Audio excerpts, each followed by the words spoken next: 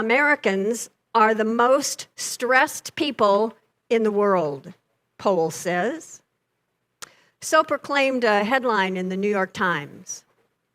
A poll was done worldwide, as a matter of fact. Over 150,000 people were surveyed to learn how much stress they're feeling.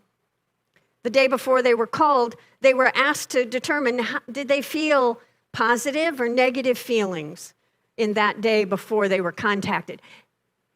And out of the 1,000 Americans, they had the highest rate of stress globally.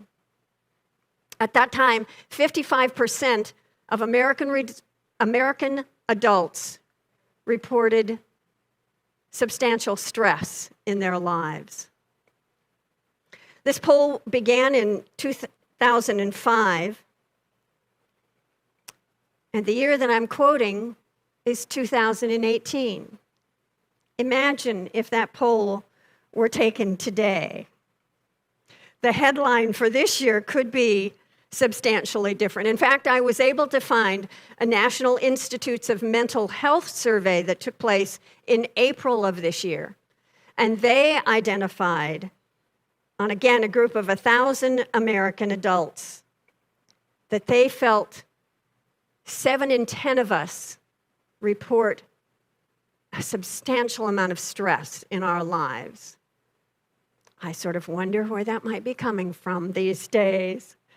You know, stress is an effect that our brain first and then our body responds to because we have any demand, an extraordinary demand usually. Sometimes it's simply the routine or the pressures of school, work, family life. It might be something that occurs because there's been a negative dynamic in our life, a death, a divorce, a loss of a job, a change of housing, something, a big piece of life changes. Or maybe it's traumatic stress that responds to something truly large in life, a natural disaster, a major accident, a serious injury. These things cause our mind to create hormones that put us into preparatory state. And when we are jacked up on those hormones for extensive or continuing or extended periods of time, we have detrimental effects in our body if we are not coping effectively in our life. If we do not have tools and resources with which we can cope with the flow of life from time to time or consistently, we end up caving in to the actions, the situations, the individuals, just that stressful stuff of life. You know, the good purpose of it is that stress and that hormone secretion can create in us a response that might save our life in times of danger. But few of us are going to experience something like being chased by a tiger through the jungle, when stress hormones would be really useful. Most of us are just living our lives in the everyday flow of situations, and we need tools to equip ourselves to cope effectively. Spiritual practices are what we use to be able to cope more effectively. We often ask ourselves, am I coping in this moment, or am I caving? And help, I need some assistance. Am I giving into that stress that arose out of a feeling of fear or worry, concern, uncertainty? How do we handle the stuff of life, and how do we respond to it? Are we actively doing what we are guided to do, what we are equipped to do, so that we can take care of our physical, our spiritual, our mental, and our emotional health? Or are we having moments of pulling the covers over our head, kind of la-di-daing our way through life, spiritually whitewashing what's going on around us so that we don't take on that emotional tension and that stress? Well, the former of spiritual tools is more effective. We're human. We often end up in the pull the covers over the head moment, but we can choose differently. We can focus our practices courageously, consistently, confidently, so that we realign our mind with that energy of God, so that we release the fear, tamp it down, put it to rest long enough so that we can create that infinite, consistent connection from our heart to the heart of God, from our mind to the mind of God. Spiritual tools equip us to lessen the anxiety, to let go of what's troubling us, and to be centered in the energy of God that is always present in us and simply asks for our awareness. Now, to cope with stress, we need to do all the pragmatic things. We need to focus that awareness, ask ourselves to be conscious of how we're feeling and what's taking place within us rather than hide our head under the covers.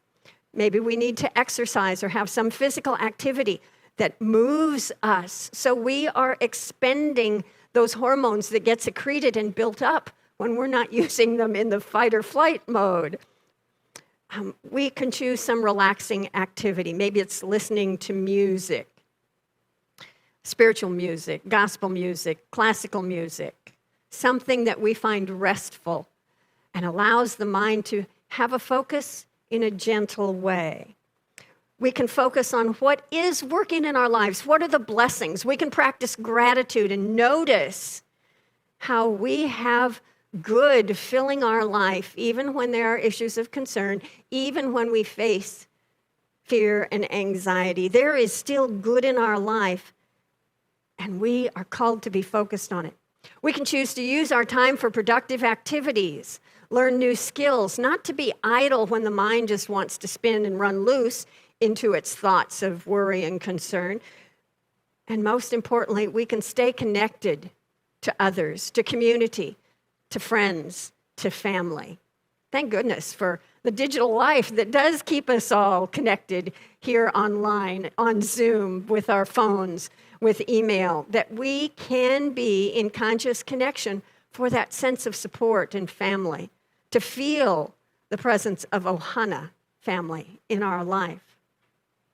Spiritual practices such as meditation, prayer, of course, inspirational videos or uplifting music, reading, a course of spiritual study, something that gives us those deeper tools are also incredibly valuable in our life. We need both the pragmatic and that deeply spiritual, refocusing, realigning. Both sets, both activities are important in our life. You know, last week in Reverend Johanna's talk, at one point she said, y'all, you don't need to be afraid of the Bible. And here in this place, we are not going to be afraid of the wisdom of the Bible. And I am so personally thankful to Unity for the experience of making the Bible accessible to me as a useful spiritual tool. I no longer think of it as a dusty tome filled with old stories that don't relate to me whatsoever, that there's nothing very much of importance in that for me. You know, if you take out the words of Jesus, all the rest of it, no, I don't think so. That used to be my thinking. And then I walked into a Unity church, and that minister on that first Sunday, thank you, Richard Stone, spoke from the Bible with metaphysical interpretation. And I was changed on the spot. I wanted to know more. Me in a Bible class. Yeah. But it's a useful tool. So I look forward when we get back to instruction here in our SEE curriculum, because we have teachers here who are passionate about our metaphysical look at the Bible. The stories, how we understand the Bible is the stories and the characters, the events, all of the stuff in the Bible, they all have a symbology for us to understand the journey we are engaged in, moving toward God and moving away from God. Moving toward God and moving away from God. That's the flow in the Hebrew scriptures. The stories reflect how humankind reached out to God, connected to God, loved God, and then put him on the shelf, put that energy on the shelf and stepped back. And then life fell apart, and so here they come again. God help us. That was a journey reflected over and over in the lives and the stories in the Hebrew scriptures, what we have known as the Old Testament. When we can make use of these in our daily life, we open a resource of infinite inspiration. Because every time you come back to a passage, to a scripture, to a verse, you meet it differently, and it meets you differently. Today, I wanted to share some wisdom from the Hebrew scriptures. A well-known voice, a very revered prophet who had a large role in setting up the whole journey of humankind toward God so that Jesus could come and lift the consciousness on the whole planet. Now, Elijah had his own interesting journey toward God and away from. When he was fully passionate, but he'd be undone by his own ego. He'd be undone by his desire to have the praise and the glory for himself, to say, look what I accomplished. He'd be undone by his feelings of regret and shame, and he would go away to the desert to recover, to realign himself with his truth. Now, if Elijah had a mission statement, it might be, I am here for God and God alone. And in spite of that, and in spite of the huge role he led in the history of Israel and Jehovah God, he had his doubts, his moments of weakness, and his human frailty, which makes him all the more interesting to us and how he's useful. So there's an episode from the life and the story of Elijah where Israel is in a period of plenty. They are abundant. It's a rich land and a rich country, and so the king himself is pretty rich. But he didn't have a bride, so his father arranged for a princess from another land to marry Ahab, the king. Now, Ahab represents in this story the flow of consciousness when it's in control of the human ego mind. And you might remember his bride's name, Jezebel. And Jezebel represents for us that in consciousness which is a little misinformed, shall we generously say. She is a devious little rascal. And rather than come to Israel, marry Ahab, and follow his faith, well, she had her own. She worshiped a god known as Baal. And when she came to Israel, she brought with her 450 prophets and priests, and she set about trying to convert the Israelites to her God. Let go of God. Let go of that Jehovah. Let go of the Lord. No, follow Baal. Come with me, and let's have a different outlook on life. And Elijah would come in and out of the story and call the king Ahab, call that human consciousness, that human ego mind, call it to its highest expression. And then he'd always end up in trouble because Jezebel was not necessarily open-minded about this.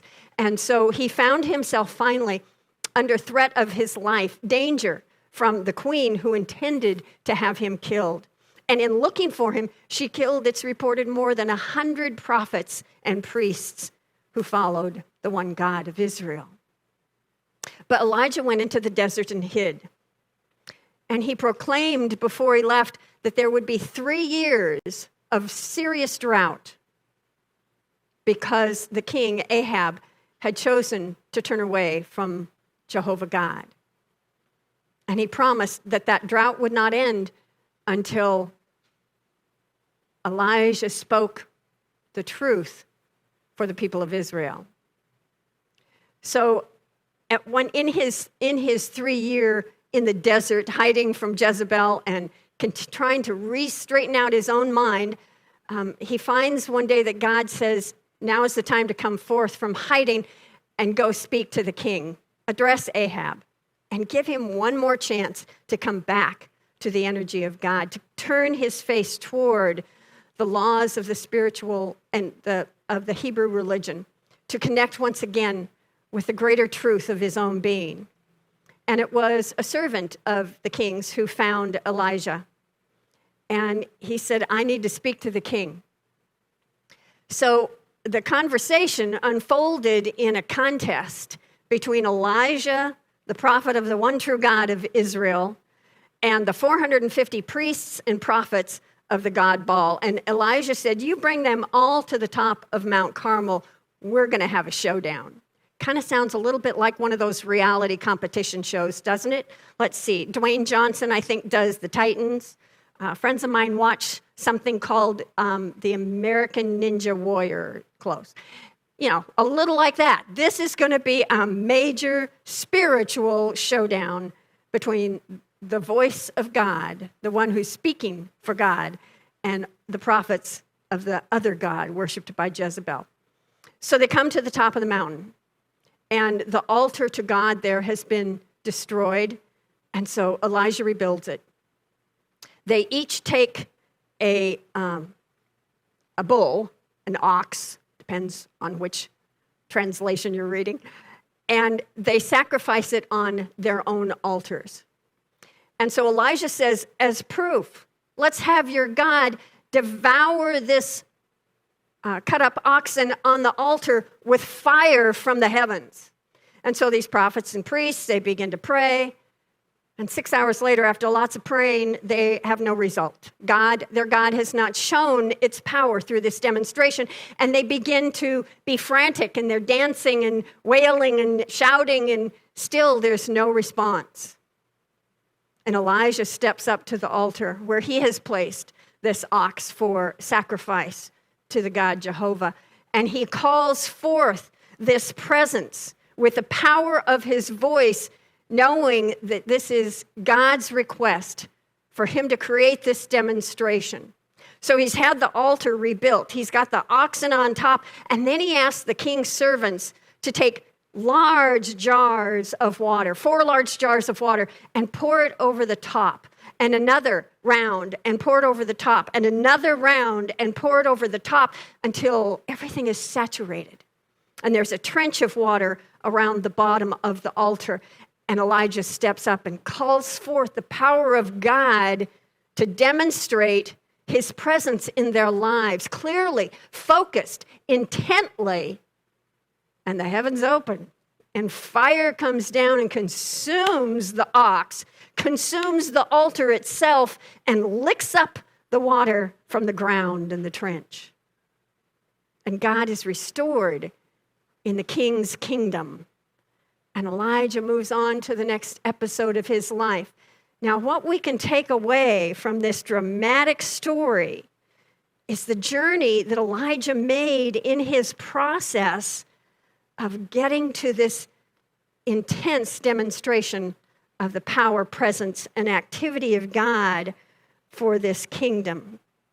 He tried his own way. He had tried to force his spiritual thinking on the people of Israel, and they eventually gave in to other talk and moved on. So the first thing we can learn, perhaps, is don't use the power of force to get your way. When we are confronted with any situation, it could be a big problem, it could be a tiny little thing. Maybe this is just me, that I want to wrench and struggle and push and manage and shape, and by golly, I'm going to do it. I still have a very active 3-year-old that says, I can do it. And that's almost never what's needed unless it's called for from that inner sense of guidance and presence that is God. So the first step is not to force, but to allow the activity of God to inform one's thinking, to inform one's choice, to inform one's actions. Connect with the presence of God. And then sometimes we do have to, hit the relief valve on something that's going on in our life. I was blowing up at one of those big inflatable mattresses a few years ago, and it had the built-in electric pump, and it's a big queen size, and it was taking a long time. So I plugged it in, hit the on switch, it's going purr, blowing up. I'm impatient. I walk away to the kitchen, and when I come back, it's a little overinflated. So the first thing I have to do is find the relief valve. and let some of the pressure out of the mattress. And that's what our human mind and ego need, is a pressure relief valve, so that all of this stress that gets built up, we can just press that button and let it go. Maybe you've heard a number of us make a joking statement, oh, okay, I'm going to have to do a holy worksheet. The Q process, its training, and the steps it takes you through is one of those spiritual relief valves for the pressure that builds up in us because we haven't looked at things in our life that might trigger us to act from our lesser consciousness. And it helps clear the deck of that stuff so we can be in the Christ mind, so we can show up as the Christed individual that we are. So we can show up as that Christ nature in our own life and in the world. For we are called here to be the ones, not to be hiding in the cave, but to be standing in as and with God, through God, knowing just like Elijah did, that I am here for God and God alone. And allow that foundation to then open up the pathway of your next step. The other lesson we can learn from Elijah is he spoke very powerful words, but words were not his only or his main tool. Sometimes it's best if we don't talk a lot. I like that twist on an old saying, don't just do something, stand there. Stand there in quiet, in contemplation, in reflection. Wait and see how you are moved. When we are talking, what we cannot do is listen. We can't listen to anyone else if we're busy talking. We can't listen for that still small voice of wisdom within us when we're tracking our own thoughts, when we have our own mouth running. So sometimes stress can drive that need to just chatter. And if I find myself in that space, I go, oh, there I go again. Let me just dial that down and make space for that wisdom, that light, that love to shine through. Let me listen for that inner wisdom. Before we make any decision or take any action, we should first just become still. When Elijah was in one of his phases of being in hiding in a cave, he stepped out onto the mountain, and a forceful wind swept by him. And he was listening because he thought that was a phenomenon of God, and he'd been called out of the cave into this wind to receive the message, and nothing happened. And then the ground shook. There was a mighty earthquake on the mountain, and the rocks tumbled and fell, and he had to hold on to stand up. And he thought, this is God speaking to me. And it was just the mountain shaking. And then the fire stormed all around him, violently raging. And he thought, so many times, God has been the voice in the fire, and there was nothing for Elijah to hear. And so finally, he stands there, wondering, quietly. And when he became still, that small voice of inner light and inner wisdom rose up in him as he stood on the mountain. The symbols, the mountain is reaching for that higher consciousness. When you read about a mountain or someplace is named a mountain is named in the Bible, that's signifying our higher consciousness, our desire to be in that Christ mind. The wind, the fire, those are purifying elements. He had to stand in the midst of that experience to clear away what was in the way for God's voice to speak to him. And then once he was still, once he could be quiet, then he could listen and he could wait for inspiration, for guidance, for the creative spirit of God to rise in him, for the decision he needed, the next step he needed to take, to be the movement of God through him. That's what Elijah received on the mountain. When he waded through all of the storm of life, when he was purified by the circumstances he was in, then he was ready to hear what God's direction was. When we can stand in that place, being quiet, not needing to force our own thinking, being still, listening, not talking, then God can guide us through the storms of our life. But doing that, not doing something, just stand there, action, takes the exercise of our spiritual will. That's the 12 power, the spiritual capacity we celebrate and observe in the month of August, our will, which is the ability to discern, to choose, to know, and then to act from that deep knowing. So Elijah settled himself into the place where he could hear that sweet, small voice within him. And then he applied through his own will, marrying the human part with the spiritual influence to guide the steps of his life. After this episode, his life was coming to an end, and his task was to train the next generation, to hand his work over to a younger prophet, Elisha. And they journeyed together for a while he taught and mentored. And then he had a dramatic ending, but I suggest you look it up in 1 Kings. It's a glorious story when we can see what's in these ancient stories, the truth they hold for us right now, here in this place. For when we observe these processes ourselves and come to a decision to take action based on this wisdom, we might seek advice and counsel out there, yes, indeed. But this deep wisdom, as I said earlier, the only place to look for it is in one's own heart. And to trust that still small voice.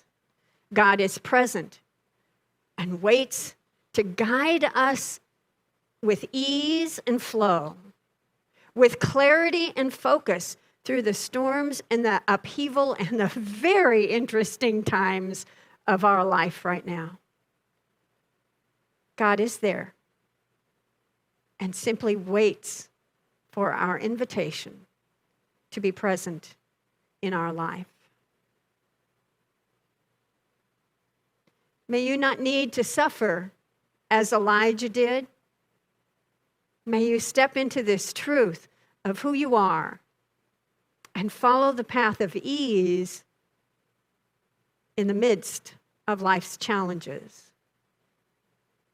so that you withstand the wind and fire and are still standing after the earthquake of your own life's experience to say, I follow God.